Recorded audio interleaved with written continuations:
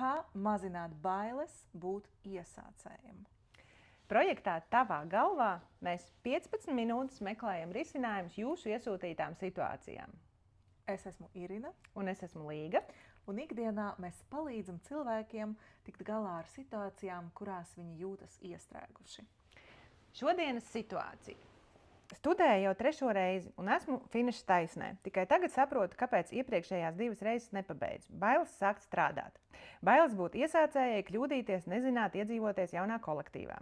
Kā students vai voluntīris nekāda problēma. Ko līdz jāparaksta darba līgums, sākas panika.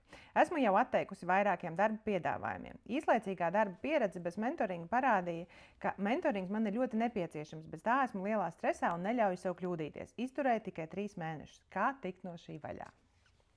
Aiziet laiks. Nu, par ko te ir? Tur bija bailes no nezināmā, bailes, principā es teiktu, ka te ir bailes neatbilst gaidām. Man atkal liekas, ka tur ir bailes uzņemties atbildību. Jo nauda, tā ir principā tā kā ārpasaules novērtējums tavam ieguldījumam. Jo kāpēc brīvprātīgais darbs ir ok? Tāpēc, ka tur nav naudas, un līdz ar to nav noteiktā latiņa, ka tev kaut kas par to naudu ir jādara, noteiktā kvalitātē.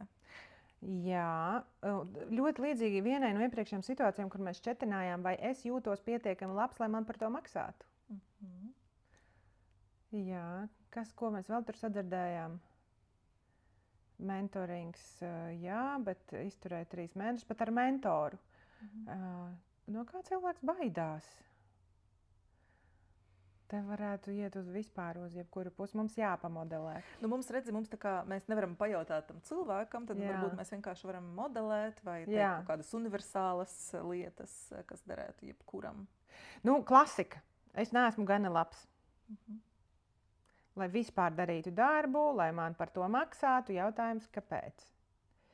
Bet arī būtu labi atkal saprast, ko es daru labi un kāpēc man šķiet, ka man kaut ko vēl vajadzētu darīt labi, lai man attiecīgi par to maksātu.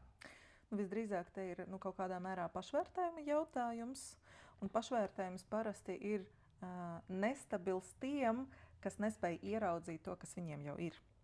Jā, jo tad fokus ir uz to, kas man nav, kuras neesmu gana laba, man nav tā profesionālā pieredze, līdz ar to es baidos pielaist kļūdas. Bet faktiski, ja mēs to vienkārši fokusu pavirzītu uz stiprajām pusēm, izglītība būs viens, ko tas cilvēks jau ir ieguvis, plus noteikti tur jau ir dzīves pieredze un kaut kādas problēmas situācijas, kuram cilvēks ir gājis cauri. Noteikti tur būs arī prasmes iepriekšējās vai raksturs, ja? Jo, piemēram, cilvēks var būt izcils profesionālis, bet ar viņu ir nepatīkami strādāt kā ar cilvēku.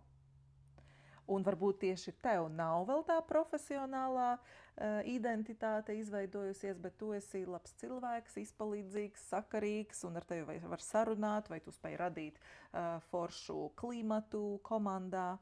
Tā kā vajadzētu paskatīties, prasmes, dzīves pieredze, rakstura īpašības, kāds tu esi sadarbībā, izglītība. Tātad uztaisīt tādu revīziju, lai mainītu fokusu no tā, kā man nav, uz to, kas man jau ir. Bet zini, kas man vēl ienāca prātā? Jo redzi, cilvēkam vajag kaut kādu praktisku risinājumu. Viņš nevar visu mūžu baidīties. Ja, un strādāt brīvprātīgo darbu, viņam tomēr ir jāpelna atalgojums, ja viņam nav kaut kāds sponsors. Kas šeit varētu mazināt to atbildību, īstermiņa darbi. Ko tad es jau te uz īsu brīdi? Un, ja ir tās bailes iejusties kolektīvā, tad it kā tas terminētais līgums, ja viņš tev dod tādu atbildību, man te jums nav jādraudzēs. Jā, vai nu projekti, vai kaut kādas sezonas darbi, vai kaut kas, kur es tur esmu, bet es tā ar vienu kājiņu, jo vispār es jau tūlīt te būšu ārā. Un tas noņemtu spriedzi. Bet tajā pašā laikā tas arī ļautu, jo tomēr arī 3-4 mēneši tu tur esi klātesošs un tu jau tos kolēģus var izgaršot. Un caur to pieredzi tad varētu saprast, nav jau īstenībā tik traki. Tomēr tās attiecības var veidot, tu saņem kaut kādas uzslavas, tu tomēr saproti, ka tev kaut kas labs sanāk. Vai tas galēji tāds risinājums, es teiktu, tad jāveido savs kolektīvs, savs darbs. Man izklausās, ka šim cilvēkam tas varētu būt jau tā atbildība pa daudz. Un tas, ko tu teici par tiem īslaicīgiem darbiem, tas ir risinājums, bet es sevī, piemēram, kad tu to stāstīji, es sajūtu pretestību, ka tā būs tā kā turpināt bēgt. No Jā, tā, ar ko tev bet ir tas ir tas, ar ko sākt. Ja? Jo viņš jau tad bēgs jau vēl ļoti ilgi. Ja mēs viņu tagad uzreiz iemetam tajās, nē, ej strādā, ja? Vai arī mēs sakam, mēs tagad pusgadiņu parisināsim, tas nav risinājums. Tomēr kaut kā, lai dabūtu tos līdzekļus izdzīvošanai un terapijai vai citai sevis pašaziņai, tad tas ir tā kā tāds plāksters. Tas noteikti nav tāds ārstēšanas plāns. Vēl viena lieta, par ko es tagad domāju, ka šeit cilvēkam sanāk, mums visiem ir grūti sākt kaut ko jaunu. Līdz ar to visiem es gribu pateikt, bail būs vienmēr. Cik daudz darbu jums nebūtu pirms tam, tik līdz jūs dodaties uz kaut ko jaunu, smadzenēs iestrādājas aizsarga mehānisms, būs bailes. Līdz ar to darīt tad, kad bailes pāries, nav iespējams. Ja? Tās būs vienmēr ir jādara kopā ar bailēm. Jautājums kā? Tātad šim cilvēkam bez tā, ka sākt jaunu darbu jaunā kolektīvā, vēl ir vispār pieradināt sevi strādāt. Ja? Jo, ja es esmu tikai mācījusies, tad mana psihe, tai vajadzēs arī laiku, lai pierastu pie tās darba kārtības, biroja dzīves. Respektīvi, tas ir 2 reizes sarežģītāk nekā tiem, kas jau ir strādājuši. Līdz ar to dot sev vienkārši tādu kredītu, neprasīt no sevis daudz, ka man uzreiz tur jāperformē pirmajā manā darbā. Nē, ir jārēķinās ar to, ka man ir jāpierod pie darba apstākļiem, pie jaunas sadzīves un režīma. Tā kā samazināt gaidas no sevis ar tādu iejūtīgu attieksmi. Un tad sākt darīt. Redz, brīvprātīgo darbu jau cilvēks ir darījis. Tur jau arī ir sava rutīna un sava kārtība. Mēs nezinām, kas tas ir. Ja? Brīvprātīgie darbi ir dažādi. Ja? Viens tur ir, pastāvēt pie ieejas, tur flyerīšus padalīt. Bet, teiksim, ja tas ir kaut kādās organizācijās, kur, teiksim, mēs palīdzam cilvēkiem, tur arī tomēr ir kāds vadītājs, kurš kaut ko tādu dara. Tā kā no darba varbūt cilvēks nemainās, tur arī nebaidās, būtu jāapskatās, kas tad rada to diskomfortu. Bet es vēl pamēģinātu cilvēku tā savā ziņā, saudzīgā veidā iedzīt stūrī, jo, ir tie mūžīgie, kas mūžīgi mācās, jo viņš nekad nebūs kompetents. Es pamēģinātu paspēlēties ar to, kad tad tu būsi gana labs, kā tu jutīsies, kam jānotiek, lai tu teiktu, tagad es zinu. Un tad paņemt, piemēram, vienu jomu, tad atrodam to kvalitātes punktu, kur tu būsi. Kas tad tev būtu jāizdara? Tur 17 diplomi, 27, vēl tur kaut kādi kursi, es nezinu, atzinība, tur nezinu no kā, kas tev ir autoritāte tavā dzīvē. Un atrastu varbūt to vienu mazo šauro jomu, kur ir iespējams nodefinēt. Kam jānotiek, lai es justos labi. Un tad attiecīgi no tā punkta tad atkal taisīt plānu, kā līdz turienei nokļūt un kā mēģināt to plānu iedzīvināt dzīvē. Es vēl teiktu, ka noteikti jāpievērš uzmanība vietai un kolektīvam. Respektīvi, cilvēks ar tādām bailēm un nedrošību vissaudzīgāk būtu sākt mierīgākā vidē ar atbalstošo tiešo vadītāju. Tāds sapnis. Sapnis. Ne, īstenībā ir redzēti, jā. Jo, ja vēl kaut kādu to superspiedienu, piemēram, no jomas vai no ugunsgrēku pastāvīgas dzēšanas vai no neiejūtīgā tiešā darba vadītāja, varbūt šādas pieredzes jau ir bijušas. Un tad psihi atkal ir izveidojusi aizsarga mehānismu. Mēs vispār vairs neiesim strādāt. Es negribu būt šādā stresā. Tā kā droši vien es arī ierosinātu sarunu par to, kāda vispār kopumā ir bijusi iepriekšējā pieredze. Varbūt tu esi dzirdējusi kaut kādus baisos stāstus par to, kā cilvēki jūtās darbā. Jo no kaut kurienes tās bailes ir parādījušās. Noteikti. Redz, interesanti, ka mēs nezinām jomu, bet es vēl izpētītu, varbūt ne visās jomās, bet ļoti daudzās profesijās ir iespēja darīt ļoti šaura spektra pienākumus. Protams, no tā ir atkarīgs arī atalgojums, kas šeit nebūtu droši vien mazsvarīgs faktors, bet ar ļoti skaidru amata aprakstu, ļoti skaidrs process un ļoti definēta atbildība, kad es zinu, kas no manis ir atkarīgs. Un tad caur to dabūt to pieredzi, ok, šo es varu izdarīt, varbūt, ka tad mēs kāpjam vienu pakāpienu tālāk. Un arī tā var mēģināt tikt ārā no tām bailēm. Jā. Es vēl piedāvātu apmānīt savas smadzenes. Es tikai pamēģināšu. Jo, kāpēc? Jā, nu tā kā es tikai pamēģināšu nosūtīt tur CV. Es tikai pamēģināšu aiziet uz darba interviju. Es tikai pamēģināšu pastrādāt, un ja man nederēs, es pēc mēneša iešu prom. Nu tā kā apsolīt sev, ka ja kas, es to neuztveršu kā kārtējo aplausienu, kārtējo feilu savā dzīvē. Jā, jo cilvēks ļoti bieži nemēģina kaut ko sākt, lai nejustu pēc tam to smagumu. Man atkal neizdevās. Un šeit tu atkal studē 3. reizi, un tev atkal neizdosies sākt strādāt.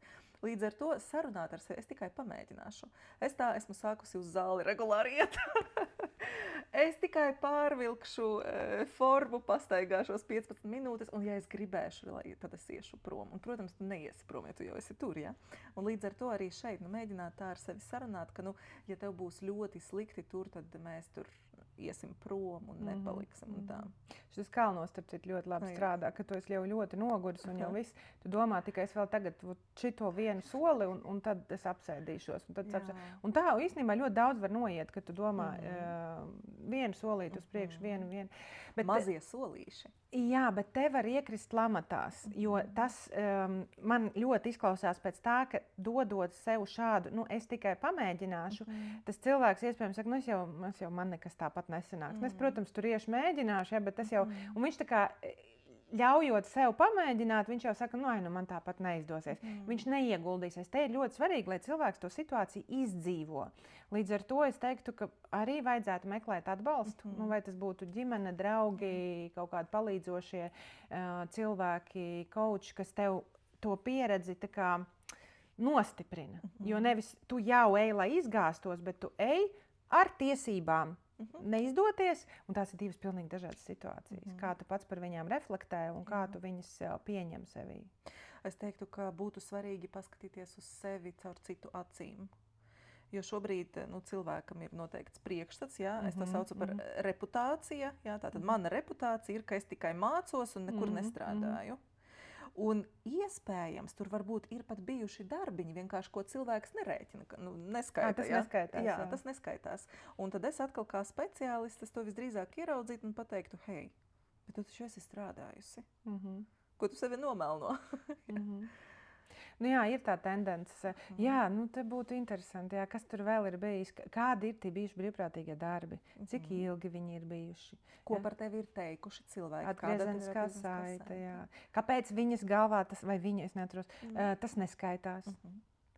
Kāpēc tas tiek nonulēts? Ko tu meklē, kam jābūt, lai tas skaitītos, lai tu to vispār pati uzskatītu par jēdzīgu pieredzi? Un priekš kam tev darbs? Jā, ja cilvēks varēja mācīties vairākas reizes un nestrādāt, tad droši vien finansiālais jautājums nav tā galvenā motivācija. Tad kādēļ vispār sākt? Jā, te varētu būt vai nu spiediens no ģimenes, no sabiedrības, ka visi normāli cilvēki taču strādā normālu darbu. Bet, ap citu, brīvprātīgais darbs arī ir normāls darbs. Un ir cilvēki, kam tas ir, kas ir jādara un kas ir radīti, būvēti, lai darītu tieši šādu veidu darbu. Un ir cilvēki, kas ir radīti visu fokusu atdot ģimenei. Tā arī ir. Tur, protams, tad, kad bērni izaug, tad paliek jautājums, ko tu tālāk dari. Jā, bet es droši vien arī vispār pajautātu, kāpēc tev ir vajadzīgs darbs, ko tu no tā gribi iegūt. Vai, nezinu, atzinību, izaugsmi, vai nejusties neveiksminiecei. Man diezgan daudz ir klientu, kas negrib strādāt, bet grib meklēt darbu, lai varētu visiem pateikt, re, kur es strādāju. Bet zini, kas vēl ir? Varbūt, ka šeit tiešām būtu jēdzīgi, ir ļoti dažādas iespējas uztaisīt šo te intelekta vai personības testus un saprast, kas tad tu vispār esi par cilvēku. Jo iespējams tas spiediens strādāt nāk no vispār pieņemt, visi strādā, man arī jāstrādā. Bet saprast vispār, kas tu par personību esi, kādas ir tavas stiprās puses, kas tev sanāk, kas tev nesanāk, un nomierināties. Un varbūt, ka patiesībā darbs ir mācīt citus. Ja jau tu esi tik daudz mācījies, un tu vienkārši uz tāda veida darbu redzi, mēs nezinām atkal, kas tā par profesiju, bet iespējams tu esi izmācījies, pieņemsim, ka tas ir dabas aizsardzības speciālists, ja? Un tev liekas, ka man tagad jāiet tur tajā nozarē strādāt. Bet varbūt, ka tev ir jāmāca citi. Varbūt, ka tev ir jādarbojas tieši organizācijās, kas runā par šo tēmu. Varbūt tev ir jākļūst par žurnālistu un jāraksta par šo tēmu. Un arī tas ir darbs. Un turpināt pasniegt tajā pašā universitātē, kur tu izmācījies. Jā. Ja tu labi proti mācīties, varbūt arī proti mācīt. Jā. Nu, redz, cik daudz iespēju. Tātad, ko mēs atklājām šajā situācijā? Bailes neatbilst. Bailes no neziņas. Bailes no neziņas, sabiedrības spiediens, ka visi strādā, es arī strādāju. Reputācija par sevi, es tikai mācos un nesāku strādāt. Jā. Par ko mēs vēl parunājām? Nu, ko darīt? Ko darīt? Jā, nu, tie mazie plāniņi, jā, gadījuma varianti, vai arī iedot sev iespēju, ka es iešu pamēģināt, lai atklātu par sevi kaut ko jaunu. Un īstenībā tā arī ir mācīšanās. Šos te pamēģināšanas piegājiens var uztvert kā vienu mācību tādu iterāciju. Nu, kā viens jaunais kurs. Vēl es domāju par tīri praktiskiem soļiem, ko ierakstīt CV, ja es esmu tikai mācījusies. Ja? Diezgan bieži tas cilvēkiem izraisa kaunu. Nu, labi, tur neejam, jo citreiz, ja tu ierakstīsi pusgadu darīt to, pusgadu darīt to, tur arī var darba devējiem būt jautājumi, kāpēc. Mēs varam no tā izvilkt kaut ko vērtīgu arī. Varam, jā. Nu, jā, bet nav jau arī visa pieredze jānorāda. Nu, bet arī laiks jāatzīst, ka šobrīd ļoti daudz cilvēki raksta, es bišķiņ darīju to, jo šobrīd tāds laiks ir. Mēs ļoti daudz ko mēģinam, un tas arī ir jādara. Un no tā ir jāizvelk savas stiprās puses un iegūmi. Vai apzināt paziņas un sākt strādāt tur, kur jau ir kāds cilvēks, ko tu pazīsti? Arī. Nu, lūk, tā jāfinišē. Jāfinišē, bet, kā jūs redzat, ir varianti, nāk klāt jauna informācija, jauni virzieni, un tā mēs strādājam ikdienā ar saviem klientiem. Mēs pētam, meklējam, kur ir saknes, kur ir cēloņi, un ko ar to visu darīt, un kā tomēr nonākt līdz tādam rezultātam, kā gribās. Un, ja jūs esat piedzīvojuši kaut ko līdzīgu, tad lūdzu rakstiet komentāros savu pieredzi, ko jūs darījāt, kas jums ir sanācis. Tas arī var ļoti noderēt gan šim cilvēkam, gan citiem, kas ir līdzīgā situācijā. Un, ja esat gatavi pastrādāt dziļāk ar mums, jūs varat pierakstīties pie manis vai pie Irīnas. Mūsu kontakti ir komentārā.